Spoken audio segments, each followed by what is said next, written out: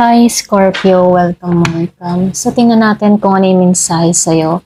Be open-minded po, hindi halos lahat makaresonate. Thank you nga po pala sa mga nagsusubscribe, sa mga bumabalik. Marami pong salamat.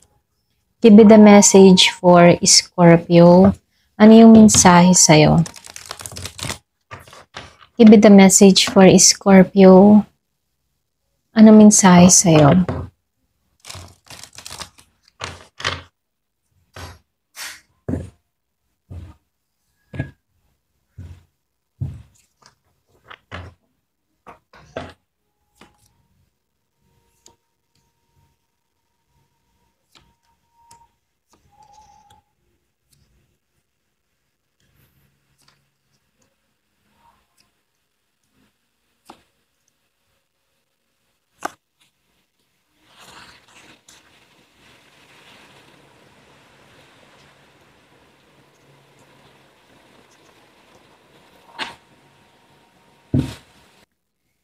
So, dito Scorpio, no?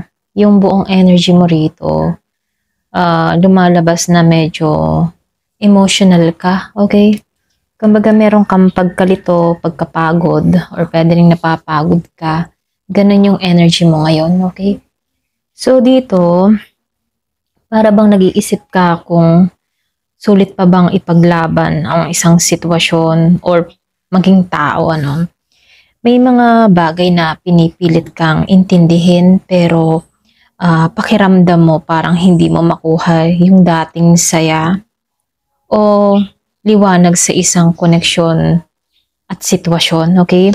So dito, gayon pa man ano, nakikitaan ko dito na may pag-asa at kalinawan na paparating basta't handa kang i-let go ang mga bagay na hindi na-align sa iyong growth, okay?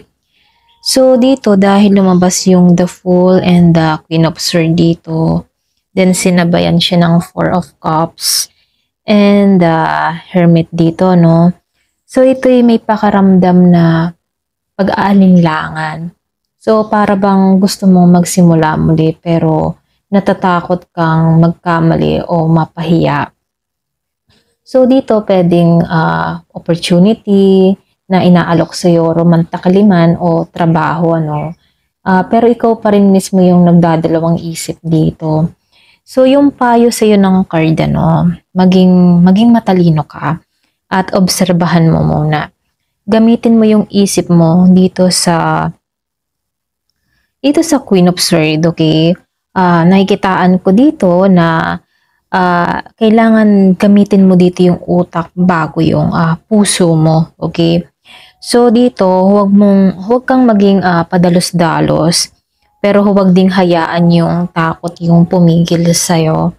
So dito, no, dahil lumabas yung the Hermit reverse dito, no, then sinabayan siya ng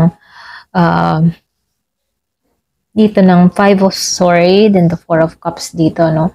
Kumbaga matagal ka nang nakakulong sa sarili, okay? Or pwede rin nagmumuni-muni, pero ngayon ano, para bang gusto mo na ulit lumabas, makipag-ayos o muling makipag-konekta. So may taong gustong magpakumbaba o makipagbate. Pwedeng ikaw or pwede rin siya. So yung Knave of Cups dito, ito yung simbolo ng mensaheng may halong emosyon, sincerity at apology. So kung ito ay love-related, ano, may chance ng reconnection or paglilinis ng misunderstanding. Pero dapat may honesty and openness, okay? Meron akong nakikitang Scorpio, Cancer, or Pisces kung meron kang kadiling na ganito. Meron din akong nakikitang Virgo. Meron ding Gemini, Aquarius, and Libra. Ayan. So, dito dahil lumabas tong the story verse, then sinabayan siya dito ng Ten of Cups. Then, nakikitaan ko rin dito yung King of Wands sa taas, ano. Then, sinabayan siya dito ng King of Wands dito and the Two of Pentacles dito, okay? So, nakikitaan ko dito, no, kahit ba nawalan ka minsan ng pag-asa dito sa the Star, ano, huwag mong kalimutan na may mabuting resulta sa dulo, okay?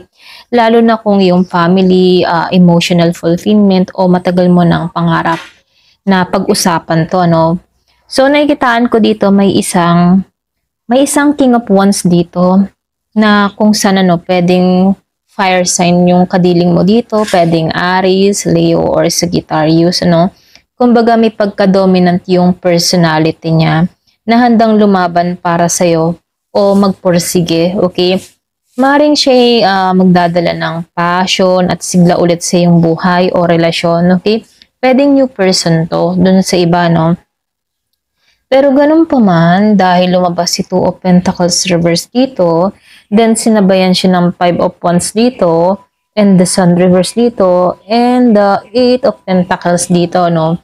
Kumbaga, nakakaramdam ka ng pressure, yung iba sa inyo, para bang sabay-sabay yung mga problema o responsibilidad na dumating sa buhay mo. May mga tao rin na sa paligid mo na hindi mo maintindihan kung kakampi mo ba o kalaban. So dito, no, wag mong hayaan na kainin ka ng inggit o kompetisyon o pagod, ano. So yung payo ng card dito, magpahinga at linawin kung anong tunay mong gusto. So yung Sun reverse dito, no, nagsasabi dito na temporary lamang ang lahat. Kumbaga para siyang cloud, or pwede rin para siyang ulap, ano, na hindi nananatili. Kumbaga nalipas, ano. Kumbaga kumilimlim man, natatanggal din. So, kahit nagkakaroon ka ng mga konting problema, natatanggal din to. Hindi ito pang matagalan, okay? Pero hindi naman ibig sabihin, ano, mawawala yung liwanag. Pahinga lang muna, kumbaga, okay? So, dito dahil lumabas si Eight of Pentacles reverse dito, so nangangahulugan to sa trabaho or goals, para bang may pagkaka-burnout or boredom na nangyayari sa'yo, no? Maaring hindi mo nakikita yung resulta ng effort mo, huwag kang sumuko, kumbaga, no? Baka kailangan mo lang magpalit ng approach or magpahinga muna bago ipagpatuloy ito. So, dito, no, Scorpio, ito yung kabuuang mensahe sa'yo. Excuse me. Kumbaga, sinasabihan ka dito, Scorpio, na ito yung araw ng pagharap sa sarili. Tanungin mo kung ano ba talaga yung gusto mong ituloy at sino yung gusto mong panatilihin sa buhay mo. Huwag mong hayaan yung pagod or pagdududa na pumatay sa apoy mo, okay? Bagamat temporary setback lang yung mga nangyayari, makakabawi ka sa sandaling piliin mong bumalik sa iyong tapang at intuition, okay? Ayan, ito lang yung mensahe sa'yo ngayon. Thank you for watching. Love and peace.